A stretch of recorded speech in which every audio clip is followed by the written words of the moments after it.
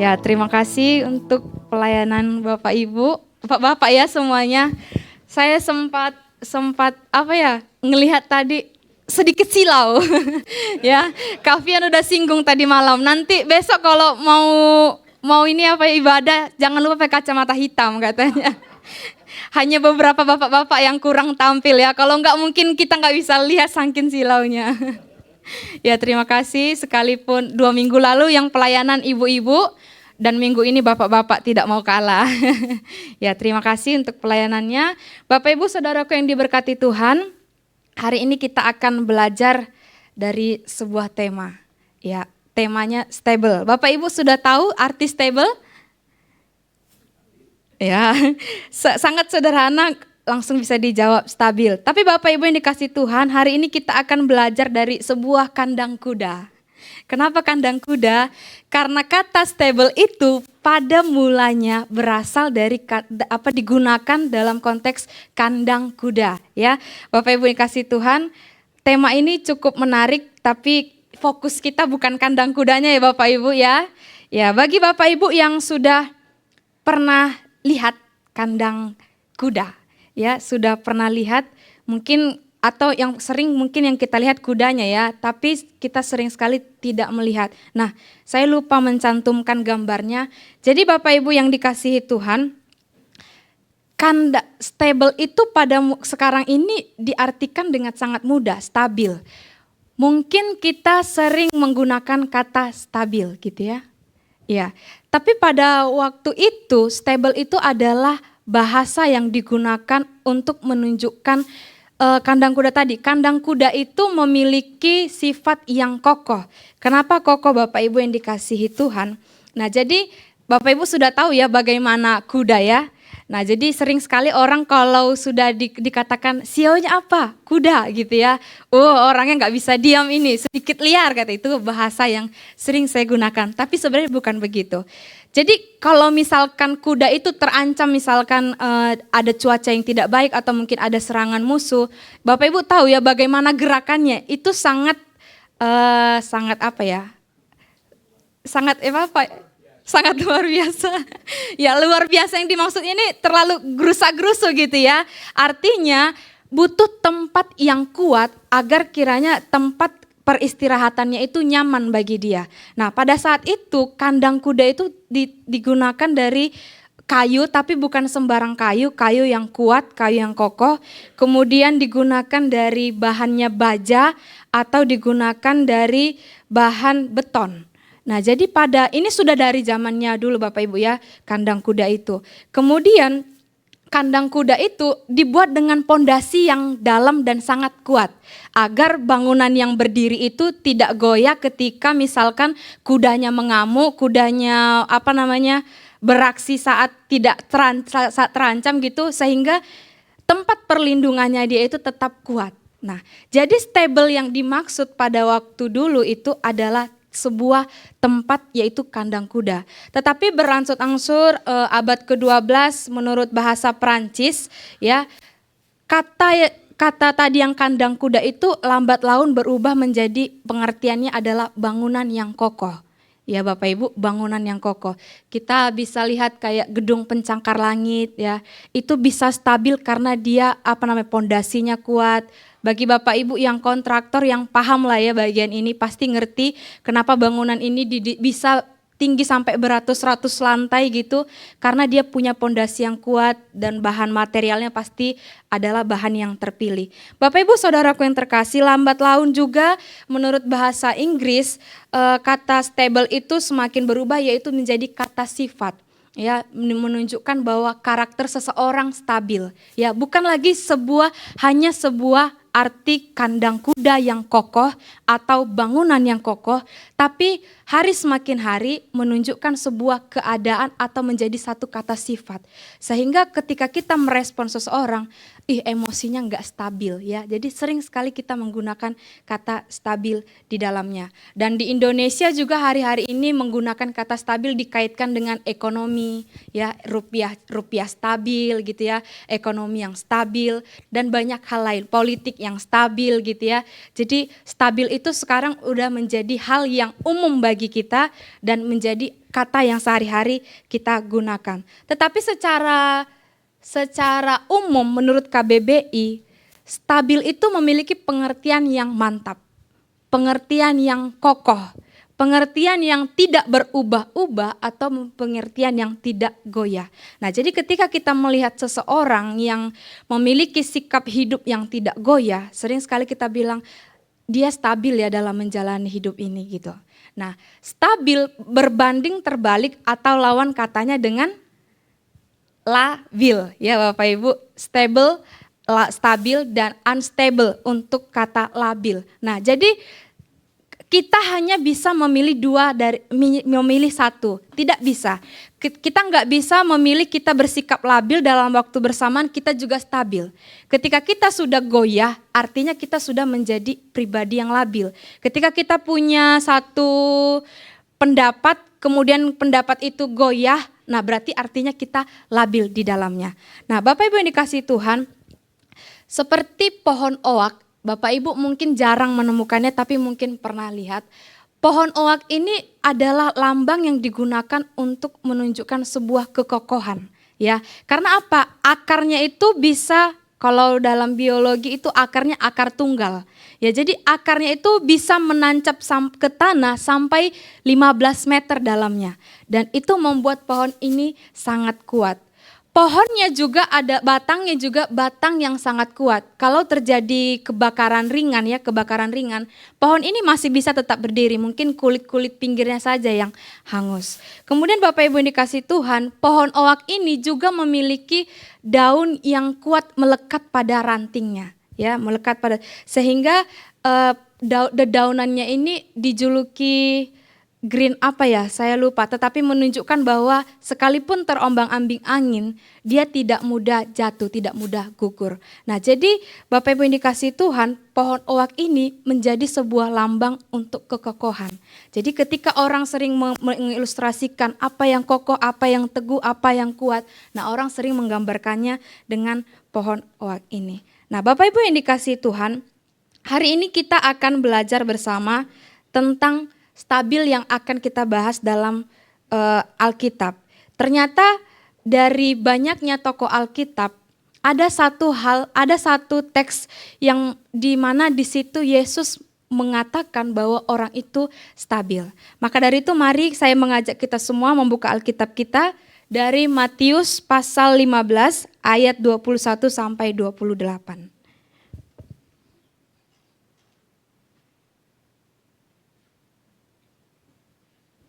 Ya, Matius pasal 15 ayat 21 sampai 28.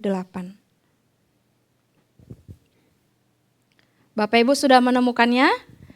Amin. Kita baca berganti-gantian, saya mulai. LAI memberikan judul perikop perempuan Kanaan yang percaya.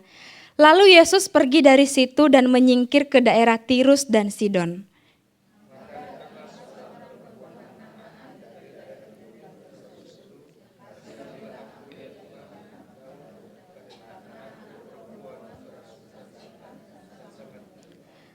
Tetapi Yesus sama sekali tidak menjawabnya, lalu murid-muridnya datang meminta kepadanya, suruhlah ia pergi, ia mengikuti kita dengan berteriak-teriak.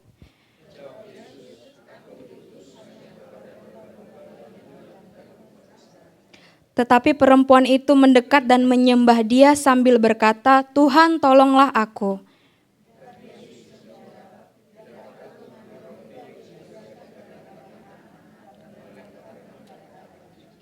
Kata perempuan itu, benar Tuhan, namun anjing itu makan remah-remah yang jatuh dari meja tuannya.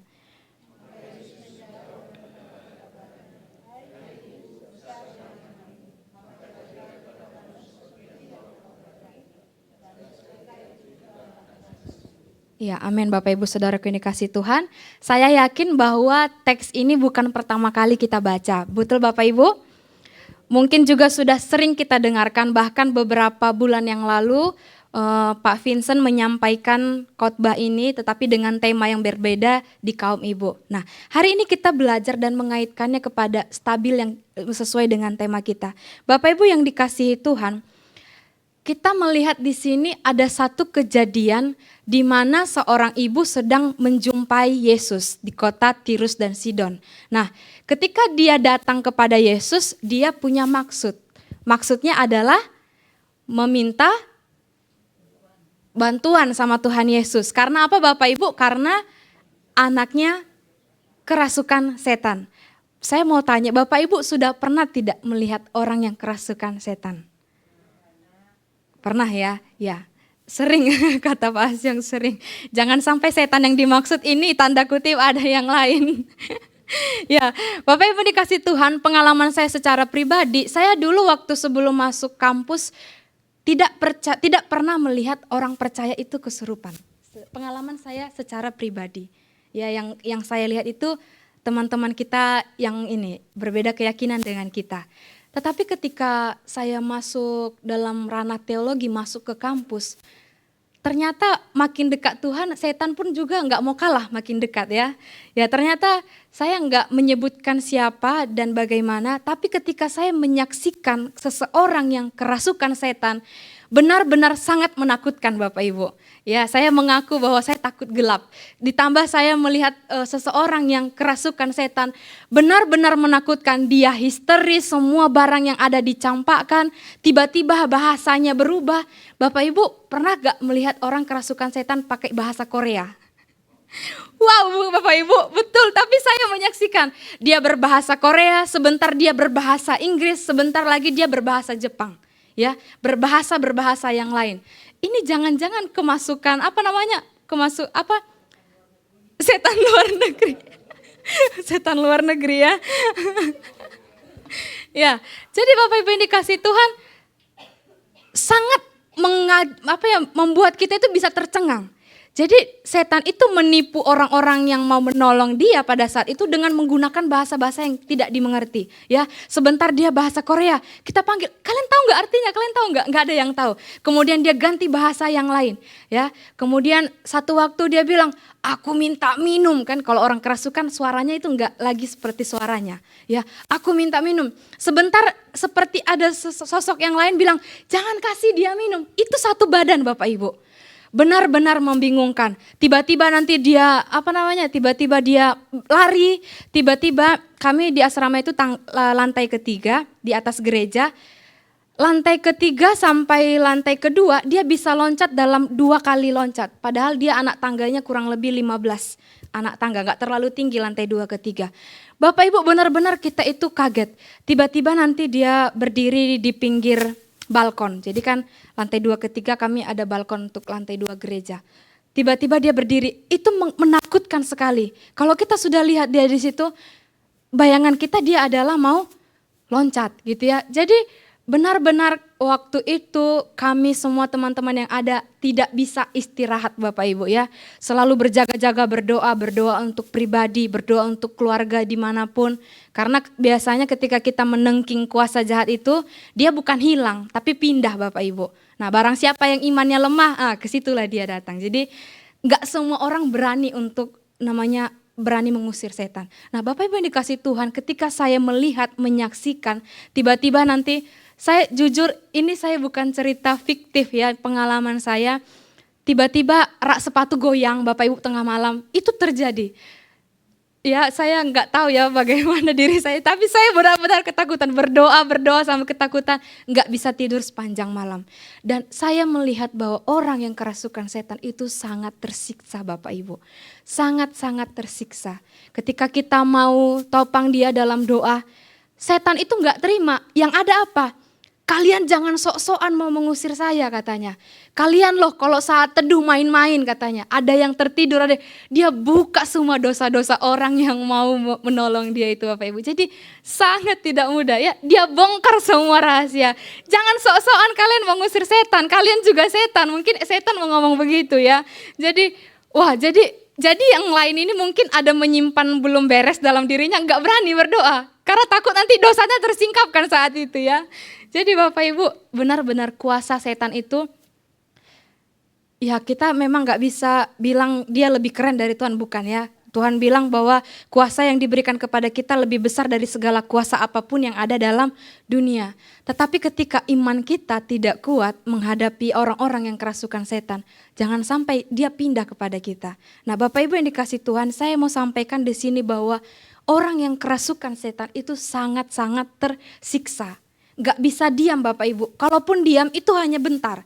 Tiba-tiba nanti dia bisa meloncat, tiba-tiba dia bisa marah, bisa ketawa ya. Saya langsung sudah pernah dengar suara kuntilanak secara langsung gitu ya. Lewat orang-orang yang kesurupan saat pelayanan-pelayanan seperti itu. Jadi ketawanya itu benar-benar seperti di film yang kita dengarkan itu. Dan kita sudah kenal orangnya, kok bisa dia suaranya seperti itu ya, sangat menakutkan. Nah, Bapak Ibu yang dikasih Tuhan, bisa kita bayangkan saat itu bagaimana ibu ini sangat khawatir akan anaknya. Ya, dia rela tinggalkan anaknya dulu mencari bantuan ya, mencari bantuan untuk meminta bantuan kepada Tuhan Yesus. Tapi Bapak Ibu yang dikasih Tuhan, pada waktu itu yang meminta bantuan ini perempuan Kanaan. Menurut orang Yahudi dia adalah kafir Bapak Ibu. Apalagi dia perempuan. Perempuan itu tidak bisa berbicara langsung kepada seorang lelaki, apalagi lelakinya itu yang punya jabatan, dan ini adalah Tuhan, ya. Jadi pasti sangat-sangat sulit untuk bisa menemui Yesus. Apalagi dalam Markus dibilang Yesus itu sebenarnya sengaja untuk sembunyi, bukan sembunyi, mencari tempat yang agar orang lain tidak tahu. Tetapi ternyata keberadaannya tidak akan bisa ditutupi oleh apapun gitu ya Bapak Ibu. Nah, pasti sangat sulit dia mencari di mana Yesus Bapak Ibu yang dikasih Tuhan. Nah, kita melihat di sini dia datang pasti karena iman kan Bapak Ibu. Pasti karena iman. Gak mungkin kita adalah orang yang gak mempercayai Tuhan orang lain, terus kita datang kepada dia kalau bukan karena kita mempercayai dia. Dan saya yakin mungkin gak ada pilihan lagi pada saat itu. Kalau udah kerasukan, medis pun pasti angkat tangan. Ya kan, mentok-mentoknya paling diborgol aja tangannya gitu kan, disuntik bius, itu pun kalau mempan gitu ya. Nah, Bapak Ibu yang dikasih Tuhan, mari kita lihat di sini bahwa ketika dia mendatangi Yesus, iman itu harus berjalan kan Bapak Ibu, tidak bisa statement segitu aja. Nah, kita lihat di sini bahwa perempuan ini mendapatkan ujian demi ujian. Ujian yang pertama bahwa ketika dia datang kepada Yesus, ayat 23a dikatakan, Yesus tidak menjawab sama sekali Bapak Ibu. Ya, saya yakin ketika kita lagi butuh, kemudian kita datangi seseorang, kita ngomong gitu ya, saya yakin ngomongnya itu, Tuhan anakku kerasukan setan, tolong bantu aku. Gak mungkin Bapak Ibu, pasti dia menggebu-gebu, Tuhan tolong. Gak peduli lagi lah dia, mungkin ditarik-tarik mungkin sama orang saat itu ya. Karena dia orang yang gak pantas untuk menemui Yesus. Tetapi kita lihat di sini, dia diuji yang pertama Yesus tidak menjawab. Bapak Ibu, saya yakin sakitnya tuh di sini Bapak Ibu ya. Enggak dijawab tuh sakitnya tuh di sini ya. Beberapa seorang ibu pernah cerita kesaksian ada di antara kita. Dia berkata bahwa karena suaminya enggak mendengar dia saat bertanya, seharian perempuan ibu itu ngambek Bapak Ibu. Karena enggak dijawab gitu ya. Siapa itu? Saya enggak mau buka kartu di sini. Semoga enggak ada yang lebih dari satu di antara kita, amin. Ya Bapak Ibu, jadi pasti sangat sakit ketika kita sedang membutuhkan, datang begubu-gubu gitu tapi tidak dijawab. Tidak berhenti Bapak Ibu di situ, dia diuji lagi. Siapa yang mengusir Bapak Ibu? Murid-murid Yesus. Hari-hari ini mungkin kita pernah kecewa dengan orang yang percaya Tuhan. Apalagi kayak misalkan dia adalah pelayan Tuhan, hamba Tuhan. Harusnya secara kita manusia, ketika ada orang yang butuh pertolongan, datang kepada Tuhan, harusnya murid-murid itu, oh ini Tuhan Yesus, aku bantu ke sini. Dia ada di sini kalau kamu butuh. Harusnya dia itu malah menolong, karena dia adalah murid.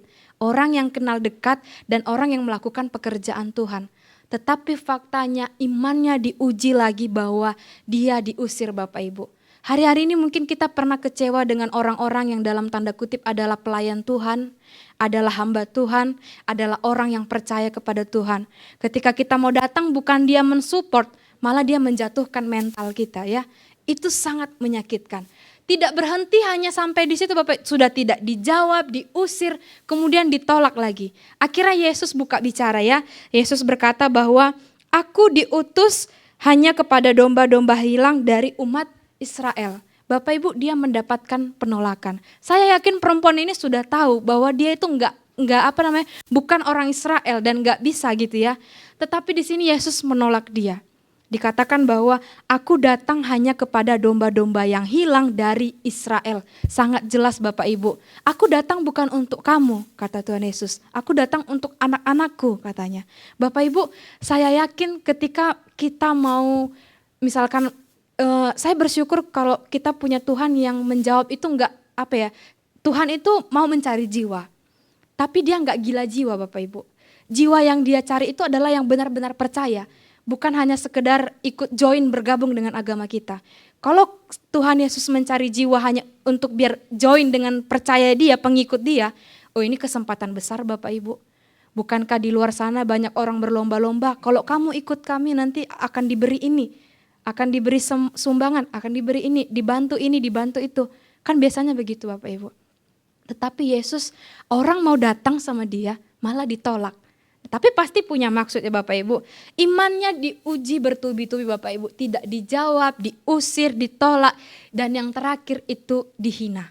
Ya, saya yakin banyak orang yang membaca teks ini langsung kok Tuhan Yesus mengatai perempuan ini sama seperti seekor anjing. Ya, di sana dikatakan tidak patut mengambil roti yang disediakan bagi anak-anak dan melemparkannya kepada anjing. Ya, kepada anjing. Bapak Ibu yang dikasih Tuhan, hari-hari ini kalau kita bahas anjing mungkin adalah peliharaan kesayangan, gitu ya. Adalah peliharaan yang kita rawat, kita jaga gitu ya. Bahkan tidak jarang makanannya mungkin sama dengan kita, bahkan lebih dari kita. Tapi pada waktu ini, konteks ini, anjing yang dimaksud ini adalah menunjukkan bahwa mereka adalah hewan yang najis. Ya, jadi waktu itu banyak kata anjing dalam Alkitab Bapak Ibu. Ya, saya lupa ayat-ayatnya. Tetapi dimaksudkan bahwa anjing-anjing yang dimaksudkan itu adalah orang-orang kafir itu tadi. Nah, kenapa Yesus ini, biasanya kan Yesus bertolak belakang pikirannya dengan pikiran orang Yahudi. Tetapi kenapa Yesus ini berkata bahwa aku memberikannya kepada, tidak layak melemparkannya kepada seekor anjing. Karena itu roti untuk anak-anak. Nah Bapak Ibu yang dikasih Tuhan, mungkin kita pernah mengalami situasi seperti perempuan Kanaan ini. Ibu yang anaknya kerasukan ini. Kita datang kepada Tuhan enggak langsung dapat jawaban. Melainkan yang ada malah ujian demi ujian ya. Tetapi inilah kenyataannya. Iman yang stabil itu perlu diuji dulu Bapak Ibu. Perlu mengalami ujian demi ujian. Nah tetapi dalam bagian ini saya mau katakan bahwa stabilitas itu bukan berarti tidak ada badai Bapak Ibu. Tetapi memiliki cara untuk berdiri di tengahnya. Ya, ketika dia punya iman kepada Tuhan, bukan berarti ketika kita percaya Tuhan gak ada masalah dalam hidup kita. Tetapi kita punya cara untuk berdiri di dalamnya. Bapak Ibu yang dikasih Tuhan, lihatlah setelah dia mengalami ujian demi ujian. Ya, satu lagi ayat yang saya mau sampaikan bahwa pengharapan mendorong seseorang untuk bertahan sekalipun sulit. Ini adalah salah satu kata-kata yang selalu menguatkan saya ketika ada dalam titik terendah, dalam keadaan down. Pengharapan kepada Tuhan itu mendorong kita bisa bertahan sekalipun sulit. Inilah yang dimiliki oleh perempuan Kanaan ini Bapak Ibu. Tadi kita sudah melihat dia diuji dengan begitu rupa. Diujinya itu seolah-olah sudah jatuh ketimpa tangga. Setelah itu ember yang di atas tumpah katanya lagi ya. Jadi bertubi-tubi ujian yang dia hadapi. Tetapi lihatlah di sini Bapak Ibu, ketika dia diuji, dia menjadi pribadi yang teruji. Ya, Tuhan tolonglah aku, itu perkataannya pertama. Tetapi jawab Yesus, tidak patut mengambil roti yang disediakan bagi anak-anak dan melemparkannya kepada anjing. Melemparkan ya Bapak Ibu. Tetapi lihatlah jawabannya. Benar Tuhan, namun anjing itu makan remah-remah yang jatuh dari meja tuannya. Bapak Ibu, setelah dia diuji, bukan membuat dia lemah, tetapi buat dia makin bangkit. Ya, Bapak Ibu yang dikasih Tuhan, hari-hari ini dalam dunia psikologi ataupun dalam dunia medis katakanlah ya, ada istilah mungkin Bapak Ibu sudah pernah dengar coping skills ya. Jadi ini dalam dunia psikologi, ketika seseorang mengalami depresi, mengalami tekanan, mengalami masalah, ada solusi menurut medis ya. Strategi atau cara yang digunakan seseorang untuk menghadapi, untuk mengelola, untuk beradaptasi dengan stres, tekanan atau situasi sulit, baik secara emosional, mental maupun perilaku. Lihatlah di sini, ketika dia mendapatkan masalah, dia bukan fokus pada masalah, tetapi fokus pada solusi. Ya, dia fokus sama solusi. Ketika dia melihat anaknya kerasukan setan, dia tahu solusi yang tepat adalah datang kepada Yesus. Ketika dia ditolak, dia tahu hanya itu solusi, dia bertahan. Dan kemudian dia mengelola emosi negatifnya. Bapak Ibu, kalau misalkan mungkin kita jadi perempuan Kanaan, mungkin kita cukup baperan gitu ya. Kalau orangnya baperan, udah tersinggung Bapak Ibu. Udah diusir tadi ya, ditolak, dihina lagi, nggak dijawab ketika bertanya. Tetapi perempuan ini berhasil mengelola emosi negatif. Mungkin dia juga merasa cemas saat itu. Aduh, aku mau datang sama Tuhan tapi kok malah aku ditolak. Mungkin kemana lagi ya jalan keluarnya. Mungkin dia juga kecewa Bapak Ibu. Kenapa yang katanya Tuhan, yang katanya juru selamat, responnya begini?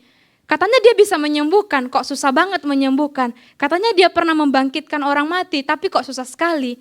Malah perlakuannya begini, mana yang katanya Tuhan? Mungkin emosi negatif itu ada dalam dirinya.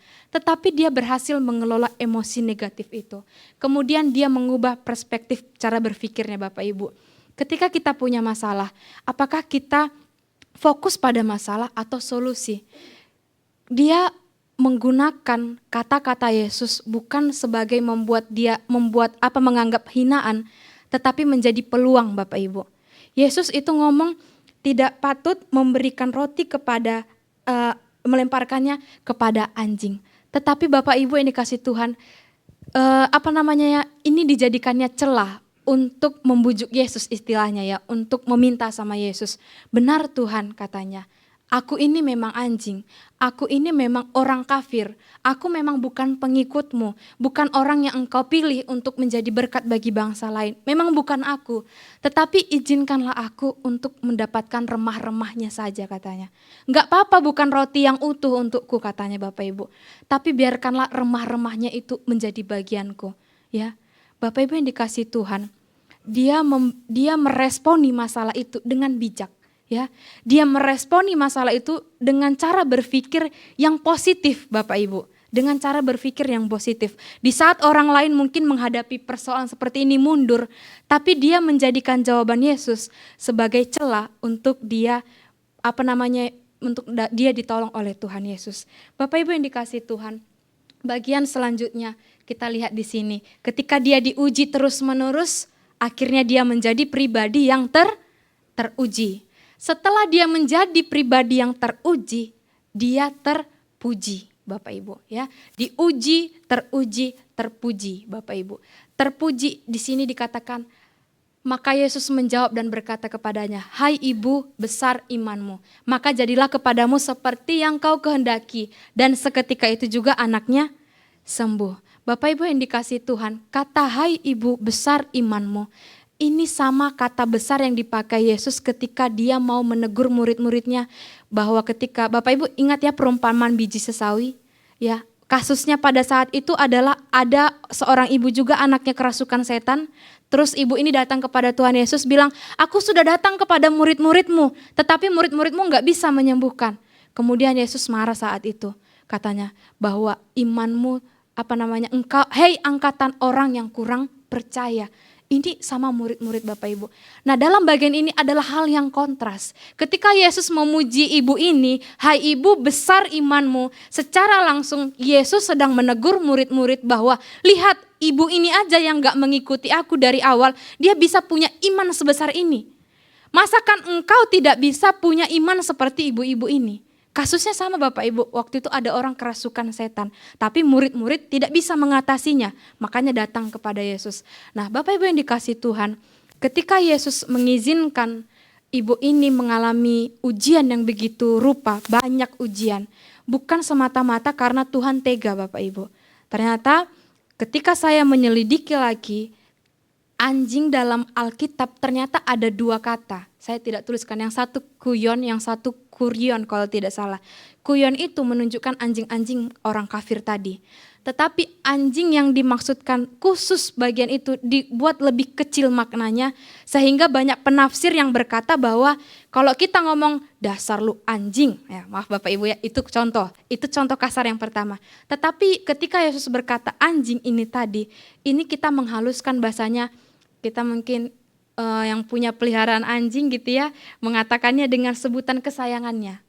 Nah Bapak Ibu yang dikasih Tuhan, jadi jangan sampai kita memaknai ketika Yesus berkata tidak patut melemparkan kepada anjing, bukan berarti menunjukkan penghinaan.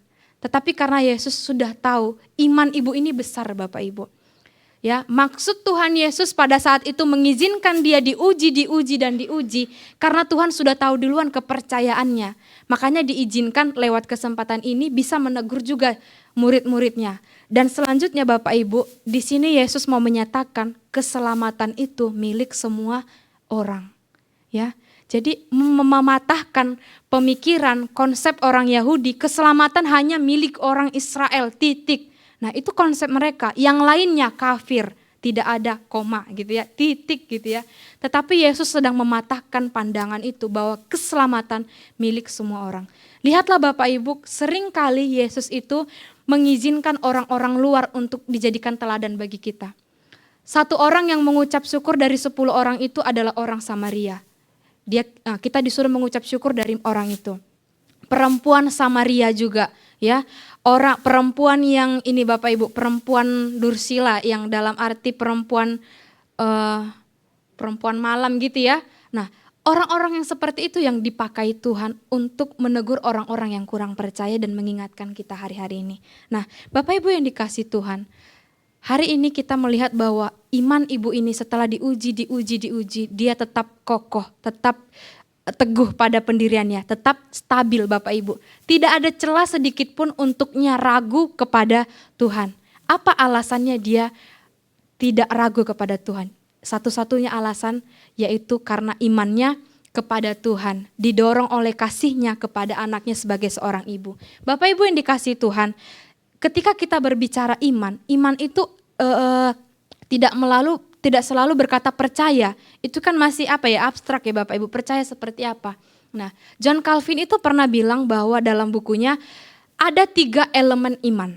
Yang pertama itu noticia, yaitu pengetahuan. Artinya ketika kita beriman, kita tahu Tuhan Yesus, kita kenal Tuhan Yesus, kita tahu dia adalah anak Daud. Ya Bapak Ibu dikasih Tuhan, ibu ini tadi tahu ya anak Daud dikatakan di Mazmur. Dia kenal Tuhan Yesus, itu berbicara pengetahuan. Jadi ketika orang mengatakan dia beriman, dia punya pengetahuan tentang Yesus. Gak mungkin dia beriman kepada orang yang gak dia kenal. Kemudian elemen yang kedua adalah asensus, yaitu persetujuan. Bapak Ibu yang dikasih Tuhan, banyak orang yang kenal Tuhan Yesus. Betul Bapak Ibu? Di luar sana pun mungkin lebih tahu tentang Tuhan Yesus daripada kita. Dia kadang-kala orang-orang di luar sana menyerang kita dengan ayat-ayat Alkitab. Tapi seringkali orang Kristen gak bisa jawab. Karena gak tahu, gak banyak pengetahuannya. Tapi mereka lebih tahu. Mereka tahu, tetapi mereka tidak menyetujui bahwa Yesus adalah Tuhan dan Juru Selamat. Nah jadi ketika kita beriman, kita punya pengetahuan sama Yesus, tentang Yesus, kita juga menyetujui bahwa Yesus adalah Tuhan dan Juru Selamat. Ya, percaya saja itu sama dengan tahu saja itu sama dengan ateis. Ateis itu tahu Tuhan Yesus, tapi dia nggak percaya. Ya Bapak Ibu yang dikasih Tuhan. Kemudian elemen yang ketiga adalah fidusia, ketergantungan. Artinya dia tahu Tuhan Yesus, dia menyetujui Yesus adalah Tuhan, kemudian dia bergantung kepada Tuhan. Jadi elemen itu harus lengkap Bapak Ibu. Ya, ketika hanya ada pengetahuan, ya ada persetujuan, kita tahu Tuhan Yesus, kita mengaku bahwa dia adalah Tuhanku, tapi kita tidak bergantung kepada dia, tidak berserah kepada dia, sama artinya dengan iman yang palsu. Ya, ketika hanya mengisi otak kita saja dengan pengetahuan tentang Tuhan, terus hari-hari ini kita datang kepada Tuhan, Tuhan aku percaya kepadamu gitu ya. tapi nggak menggantungkan hidup kepada dia, itu hanya iman yang palsu. Ketika hanya ada ketergantungan Bapak Ibu, aku bergantung sepenuhnya kepada Tuhan, aku menyerahkan hidupku sepenuhnya kepada Tuhan, itu hanya iman emosional Bapak Ibu. Kita nggak mungkin bergantung, maksudnya kita menyerahkan hidup kita sepenuhnya kepada seseorang ketika kita nggak tahu dia. Ya, itu hanya perasaan saja Bapak Ibu.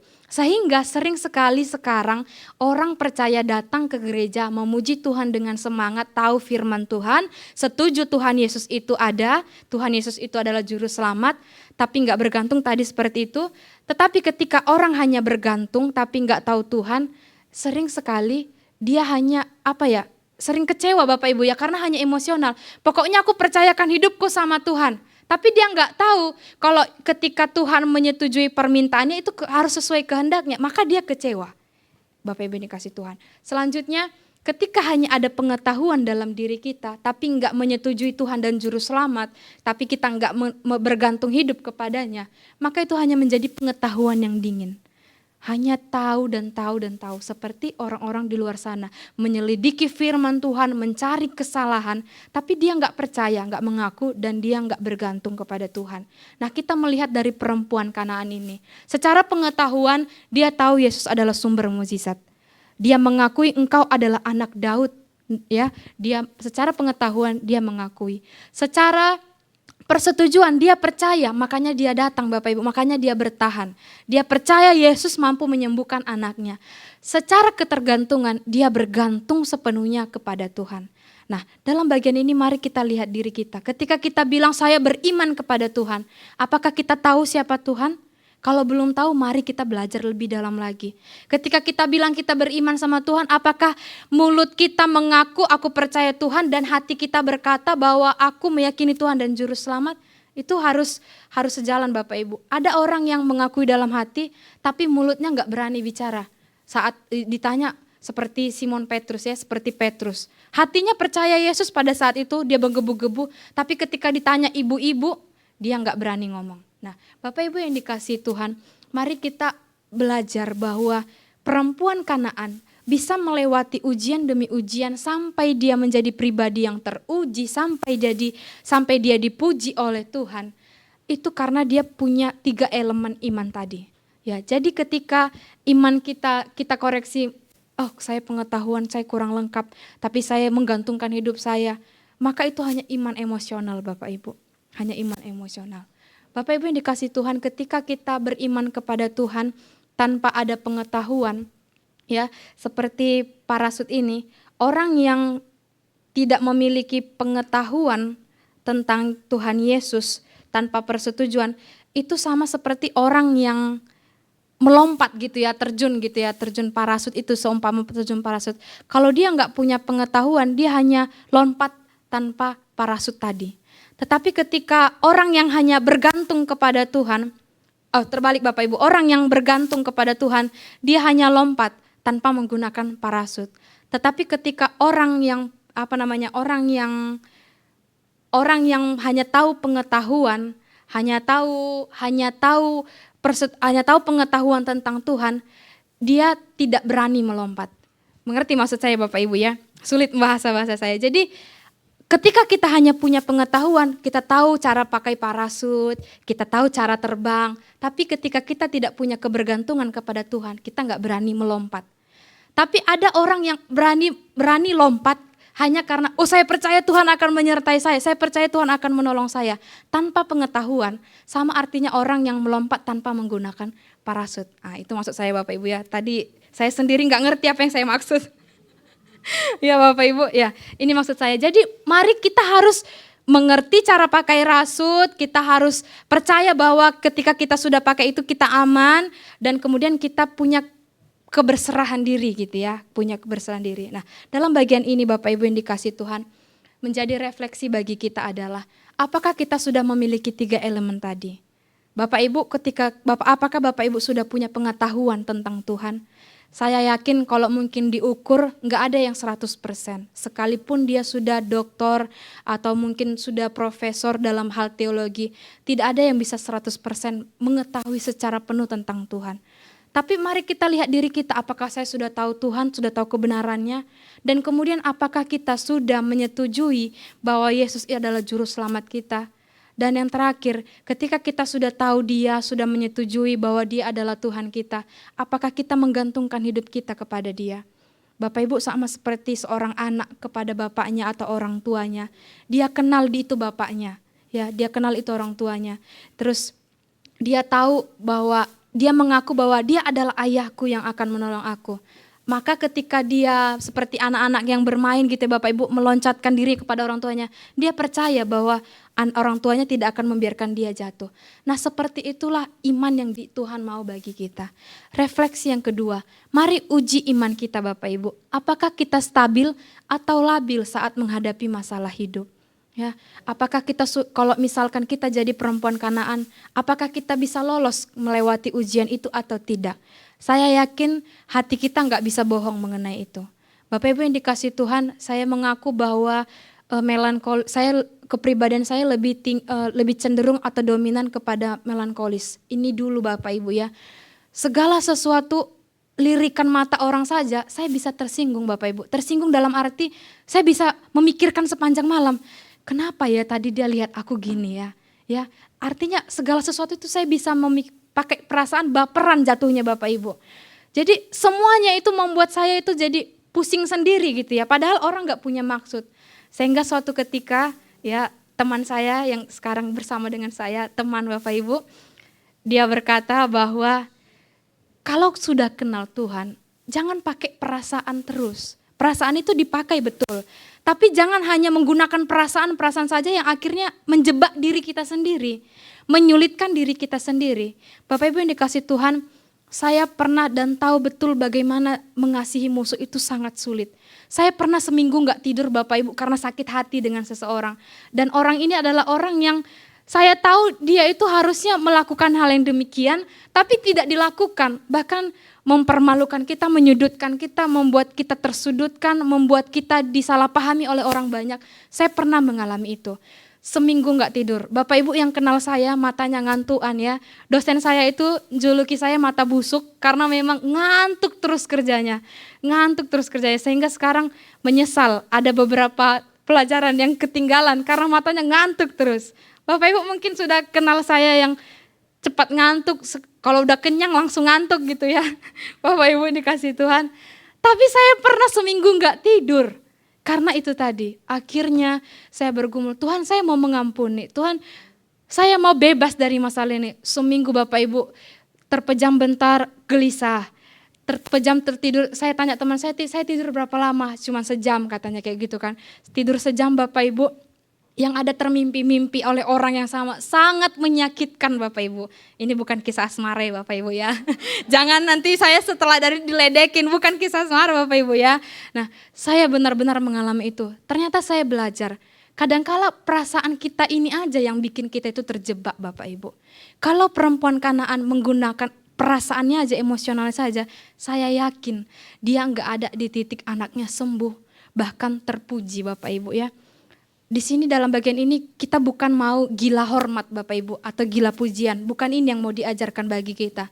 Tapi mari kita sampai di titik Tuhan memuji karena Tuhan melihat bahwa iman kita itu besar kepada Dia, iman kita itu benar.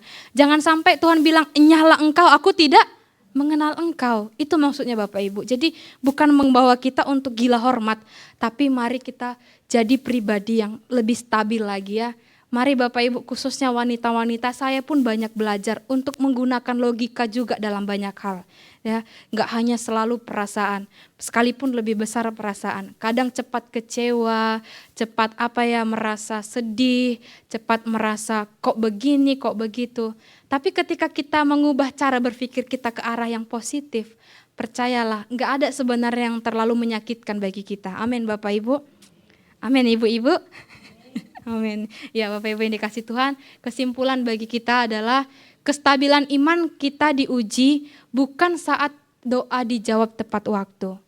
Tetapi ketika Tuhan memilih untuk diam dan kita tetap percaya Dia bekerja.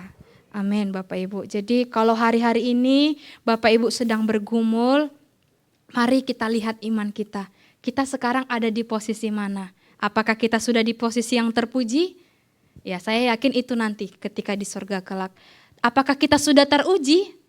Hanya Bapak Ibu dan hanya Tuhanlah yang tahu ya sudah teruji atau dan kita bisa lihat diri kita. Atau kita hanya masih dalam proses ujian, ya.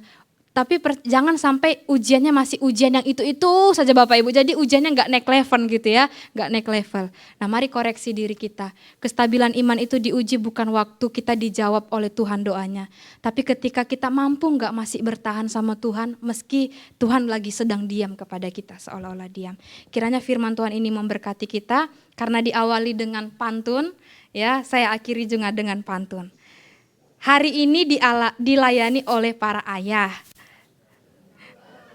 Tapi minggu lalu sudah ibu-ibu duluan. Hidup stabil, hati tak resah, iman teguh Kristus andalan. Ombak tenang di laut biru, perahu layar berlahu berlayar. Hati damai kasihnya menyatu, hidup stabil, hidup tak gentar. Amin Bapak Ibu, kiranya kita punya iman yang stabil di dalam Tuhan. Mari kita berdoa.